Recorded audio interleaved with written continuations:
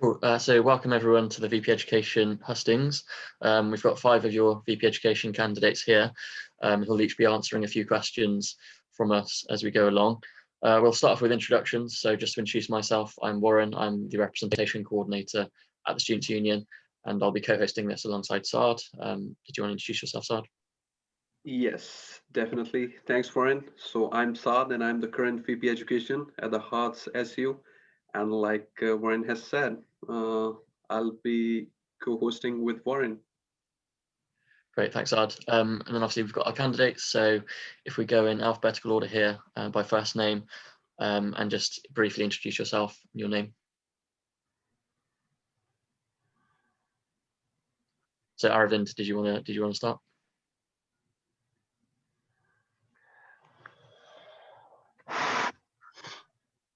Hello.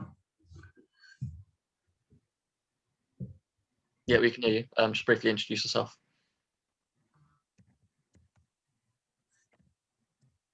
Can you post your question in the chat? I can't hear it properly. Well, it's firstly the introduction bit, Arvind. So if you're going to introduce yourself first. Oh, yeah. Yeah. Hi everyone. Good afternoon, everyone. Yeah, my name is Arvind Rao Kuluri. I joined in the University of Hertfordshire in the 2020 September intake for the course Power Electronics and Control in Masters. That's it. Great, thanks. And then up next we've got Mohammed.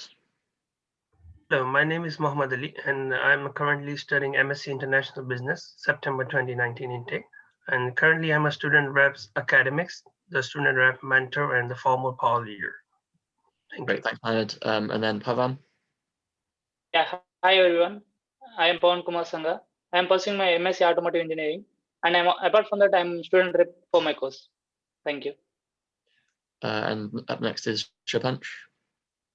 Hello everyone, my name is Sabanch.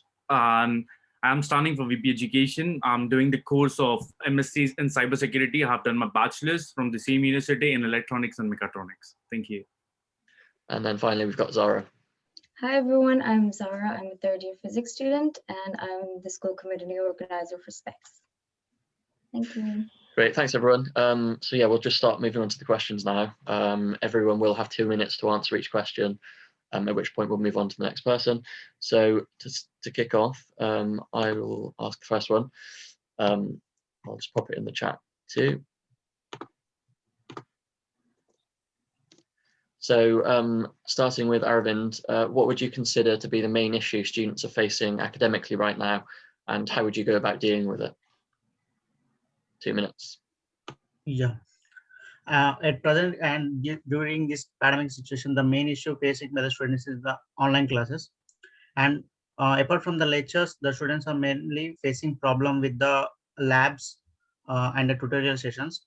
If I would be the vice president and there is a distance created between the tutors and the students, I'll reduce the gap and I will stand for the students in that aspect. And may issue a rule that during the lab sessions that there should be a more question and answer sessions, and everyone should be in the class by turning on their audio, and they should be given accessibility to share their screen, because during a lab I face personally that if an error occur that I don't have an access to share my screen and I need to mail again the professor, I don't get time again. So I will try to reduce this, and if it be offline and this problem will be automatically reduced. And moreover, there should be more representative from the students.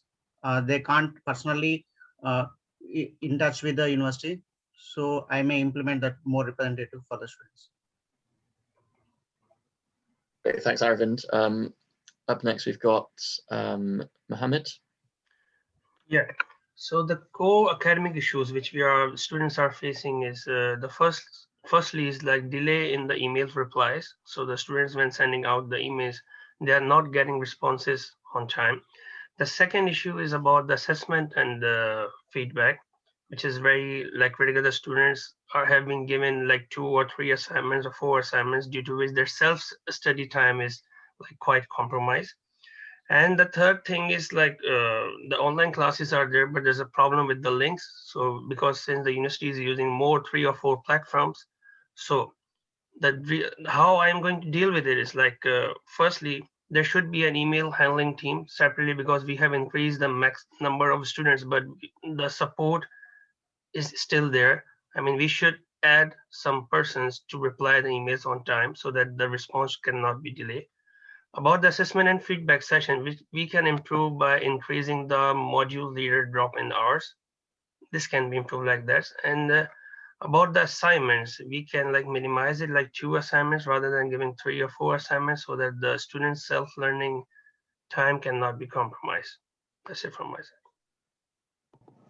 Great, thanks, Mohammed. And then thirdly, we have Pavan. Yeah. Currently the academic issues are being on practical lab sessions or any other. The access to the softwares are being to delay due to the technical issues, and many people are facing like, okay, let's complete this session anyhow, we all get the attendance, and they are not learning because nowadays this study has become the pattern, but it was not the student goal. So I would like to improve more interaction, and the students are they are facing fear about what my tutor may think about it. Okay, what I ask this so the gap should be filled. I think I will more representative from the students can give this chance and let the tutors know this problem. And the assessment deadlines and the approach for the academic resources are not good. So people are not, even though we have a lot of resources, many of them don't know how to approach them. So I think many of the classes should be given first to how to use these resources, and it should be done. Thank you. Thanks, Pavan. Next up, we've got Shubhansh again. Hello. Yeah, I just wanted to confirm if everyone can see it. Yeah, so I believe in change, and throughout the pandemic, there has been a quite gap between the student and the university, where they are literally thinking that they are just paying for a degree. So I want to be the one to try to fill the gap between the students and the university till the maximum as possible. I have some plans ready, but I'll save things for later. Also, if I get elected, there would be my duty to guide them towards the right direction. And the students which are faced, or like the fellow students, are facing some issues currently as Turnitin always, like most of the time, like 30% I could say they went down, the server went down. So students are literally can't see the Turnitin issue. Because of them, they are getting misconduct and stuff. Second, the StudyNet. Some new students, they don't know how to use StudyNet. So we can go some of the guidelines to use how to use the StudyNet. Third, I want to work closely with the teaching quality and focus on dual delivery for enhancing and improving the education and give them an academic support properly. That's it. Thanks, Shubhansh. And then up next, we've got Zara. Right. I think the main issue the students are facing right now academically is communication, not only between them and staff, but also between each other. I think when students talk between each other, things get sorted out. So I think not only would I help close that gap of communication between staff and students by probably using Canvas discussions, because I've seen many of the cohorts don't use those. But also maybe have small group tutorials where students can just meet up and talk about their studies with each other. Yeah, that's it for me. Great, thanks everyone. And all of you were under 2 minutes there, so good use of time. So yeah, that was the first question. The next question is from Saad, and I'll pop that in the chat too. Perfect. So I'll be repeating that question as well. So the question is, what's your experience of personal tutoring been like, and how would you seek to improve it if being elected as a VP education? So I'll go in the reverse order now, as already mentioned earlier on. So Zara, you will be first. Yeah, my personal experience of a personal tutor has been very unfortunate because I've only met with my personal tutor thrice this year, and he is also my supervisor. And one of the time was us going into labs. So that was the only time I actually met with him face to face, which is very unfortunate. But I think the best way, the one thing that I think is I've seen a lot of students hesitate reaching out to their supervisors, reaching out to their personal tutors if they're their final year supervisors. So I would try to change that and also bring a little consistency. So maybe your final year tutor or your project, your personal tutor could be the same throughout your 3 years. I think that's what I would try to do. Thank you. Cheers for that, Sarah. Now I'll go on to Subhansh. Hey, sir, thank you for giving me a chance. Well, according to me, personal tutoring has been for me, like as I have done my bachelor's, I got a personal tutor for me as for final year project. He was very helpful for me, and throughout the year, he has helped me. In master's, I haven't got any of the personal tutor, but I've I had a word with module leader. They have helped me a lot. They have shown me a way where I can find out the screens and I can help some myself as well as some students. So being at that position, I have got academic support.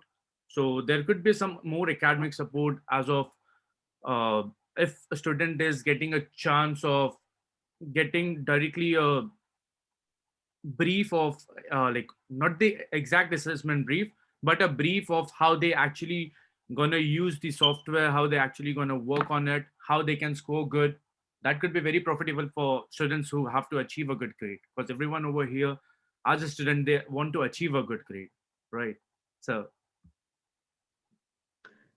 Thanks for the answer, Subhansh. Now I'll move on to Pavan. Yeah, thank you, sir. According to me, and from my schooling itself, I had a personal tutor in every school or college I have joined. Not only for up to my project or only not only for studies, and they have mentored me in many aspects. And coming to here in masters, I haven't found any personal tutor up to now. But for my MSc project, which was going now, I had a meeting with today with Jimbo sir, and he's very friendly. And the mentoring was is good. I think that not only for on the project or the academic issue up to the university, the personal tutor he also guide us for the career aspect as well, how the world is going, what would be the next move, how we can stop some environmental issues on that, whatever we have problems that can be solved by the or guided by the personal tutor, I think so.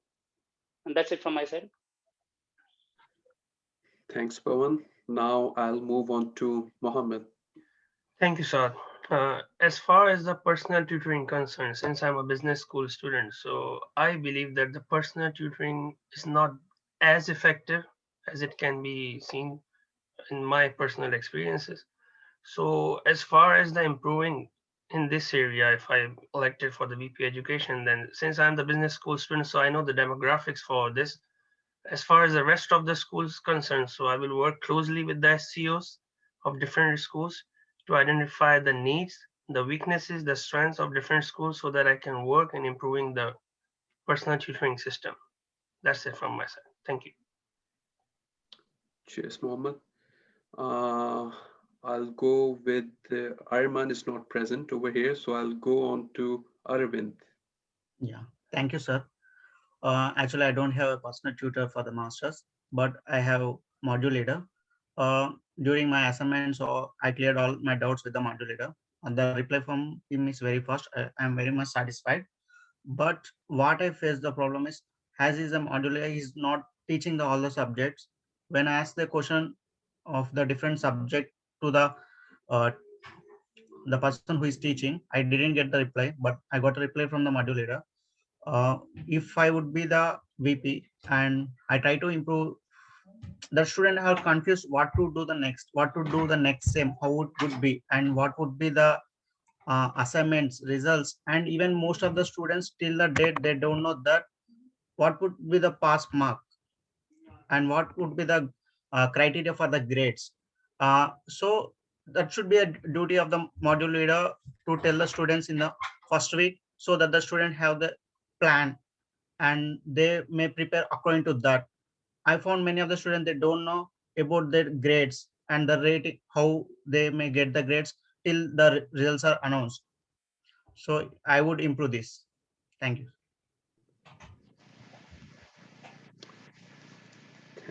Thanks, Erwin, for your answer. And that leads towards the third question. And Warren will be asking the third question. Great, thanks, Ard. Yeah, I'll pop this one in the chat too. So there it is. So yeah, this one is, should you be elected, what would you like your legacy to be at the end of your time in post? So if we go back through the alphabetical order, so Aravind up first again.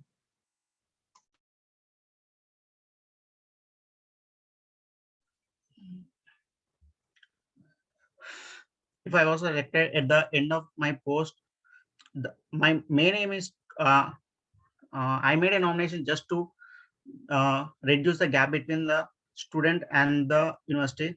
That is the main agenda of me to be nominated for this post. And at the end of the post, if I was nominated, elected, definitely I make sure that the gap between the student and the university will be reduced, and I stand for the student on this aspect. Thank you. Great, and then Mohammed second.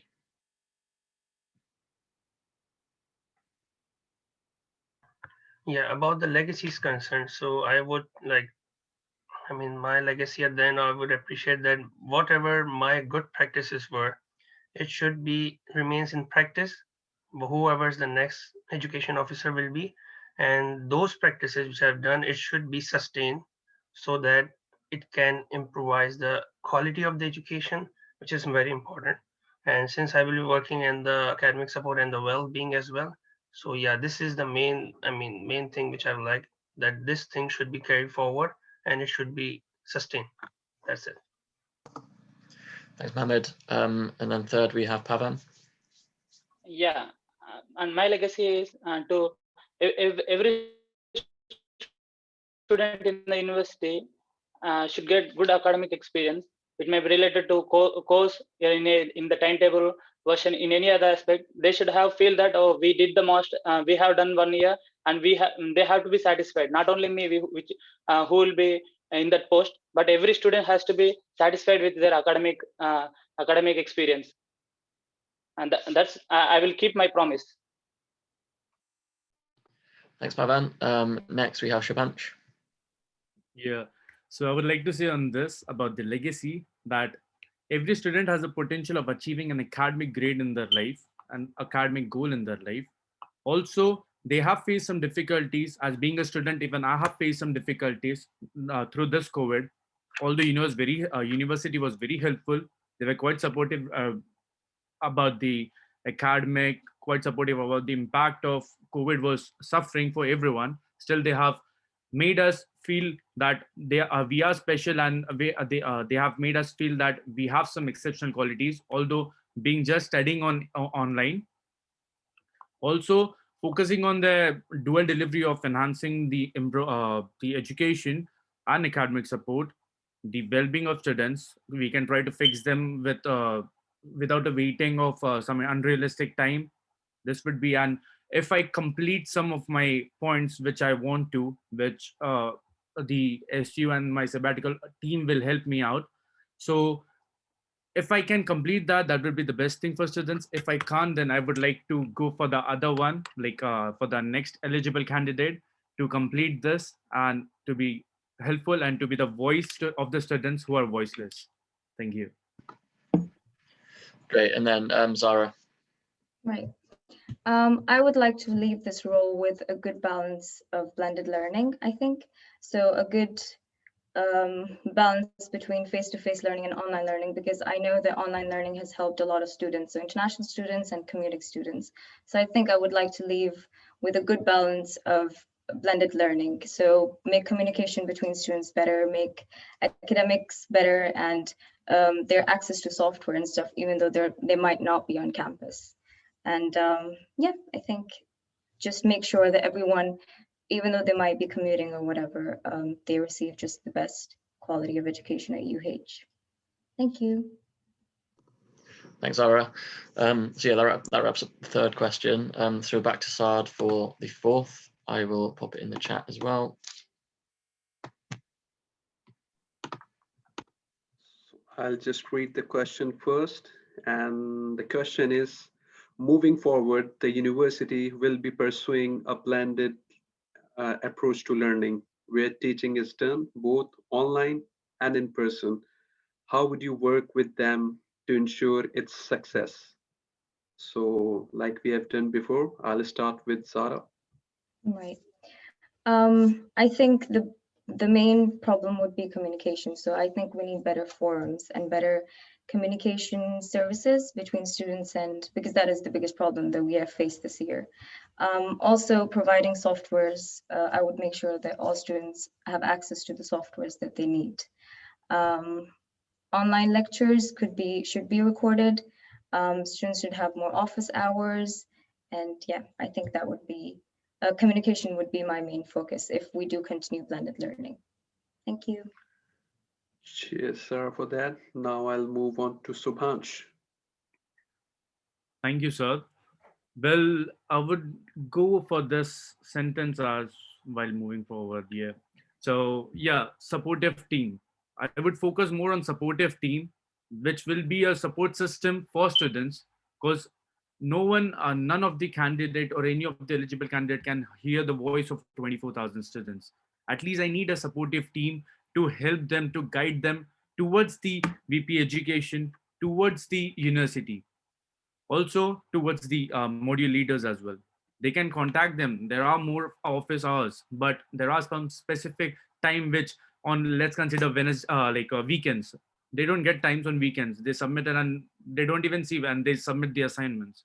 They could be profitable for them to know about through the supportive team. At least a supportive team for every faculties would be available at that time, which can help them to submit the assignment on proper time with achieving a good grade.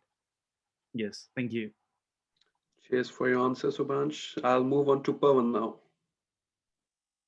Yeah, when it will be both online and offline, I could concentrate on student representatives, by which we can get a lot of feedback from different students, such that how their studies are going on. And coming to the practical sessions, I mainly stress on the labs which would take place on online. On offline. So the theory subjects can be taught in online. So taking more and more feedback and getting in contact with the representative, by which every students can be involved into the studies, that would be good, I think so. Thank you. Cheers for that, Pawan. Now, Mohammed is next.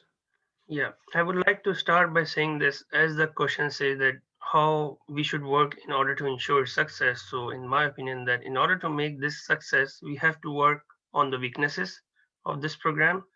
Secondly, we have to overcome those challenges and convert those challenges into opportunities. So currently, in my opinion, the weaknesses of this blended learning is that it's not flexible. So we have to make it flexible. The students are struggling with the links or the meeting links, so it should be ideally incorporated in the timetable rather than separating sending links. Every teacher is following different set of rules, so there should be standard mechanism that whether, and another important thing is about the platform. Some teachers are giving a session on the Zoom, some are giving on the Teams, some are giving on the Flipgrid, so there should be a standard procedure that on which platform the lectures should be delivered. So by overcoming these challenges and converting it to opportunities, we can make this blended learning more successful.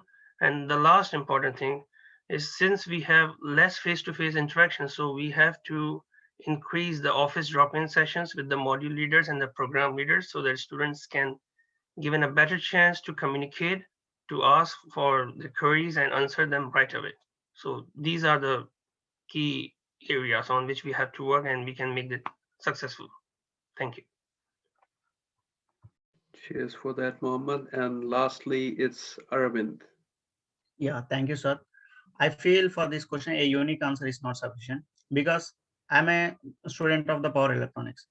I definitely need the offline classes because of the electrical labs, and this semester I need to design a robo. So I can't get it when the tutor explains me. And there are some other courses like IBM or something, data science. They may not require the offline classes during this pandemic situation, online is okay. And one more thing, there is due to the collaboration of the assignments, I found that there is a miscommunication between the tutors that teach them, and I found entire the week there is no assignment at the end of the week or some specified date. There are 2 or 3 assignments per single student, so that the students are facing trouble in that. And it should be the tutor has the student point of view, the lecturer should think about it, and they need to post the assignment that should not collide with the other subject assignment, and this may helpful to the student. Thank you.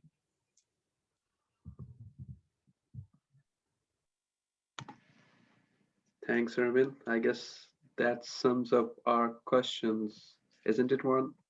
Yeah, so we've sped through those questions, but what we can do is, as we've got a bit more time, we'll wrap up with one final, more general question that I'll pop into the chat. So again, we'll go back in the alphabetical order, and the question is, what sets you apart from the other candidates, and why should students vote for you? So 2 minutes again for this, starting with Aravind. Yeah, good question, Aaron.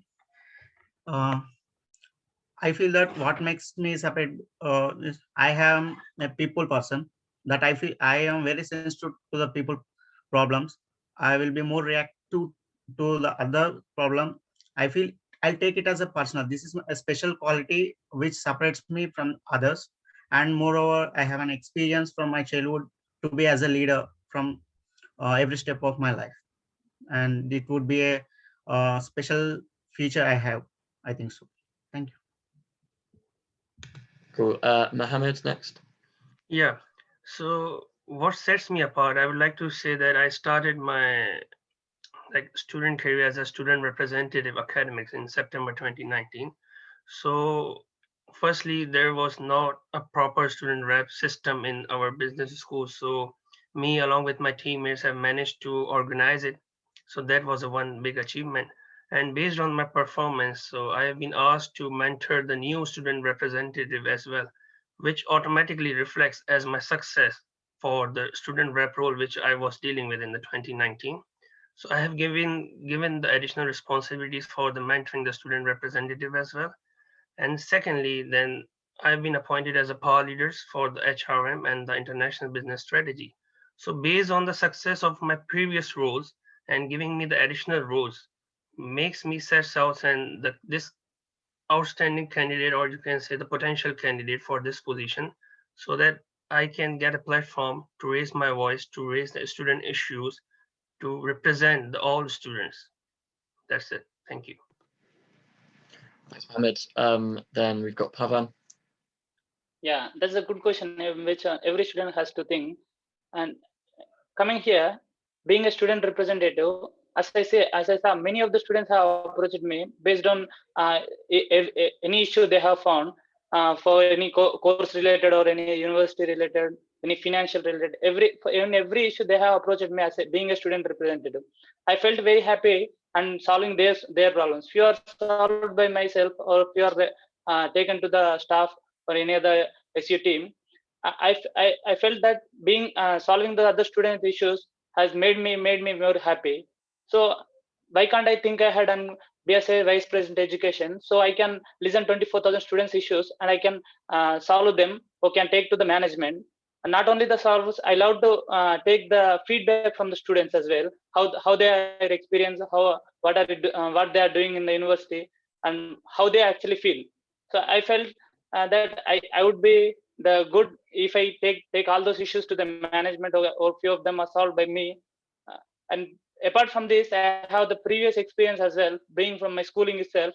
I have standard as a student who raised their voice on the behalf of students. That's it. Thank you. Thanks, Pavan. Shapanch. Well, for me personally speaking, I'll leave that on students and my work to decide whether I'm apart from the other candidates or not. But factually speaking, how I'll be outstanding for this will be my commitment towards student life. As I'm a student and I'm coming from the same ground, I know students have suffered a lot of issues. The uni was very helpful. It was very supportive for some students. For some students who are back in their country, they were unable to contact the module leaders, they were going for extensions. They were just not able to focus on some degrees of them. So I have got some certain development in my mind, which just need to get executed. Repeating myself, if I get a chance to be there in VP education, to be your VP education, it will be my duty as well as my guidance towards them. Also, to make the student life more indulged in regards to education, academics, and to connect with the university life. That's it. Thank you. Great, thanks. And then up last we have Zara. Right. I have been in representation roles since I joined UH. I was a student representative, then I was a student ambassador, and now I'm a school committee organizer. And I have championed student voices and took feedback and took it to SU and took it to the academic staff as well. And we have made some great changes. We've extended deadlines, and we've also got a safety net policy. So representation is definitely vital. And I only hope so that moving forward that I can continue to ensure that the university acts in our best interest and students' best interest. So yeah, thank you. What's our Great, thanks everyone. Well, yeah, that brings us to the end of our questions. So yeah, thanks for your answers.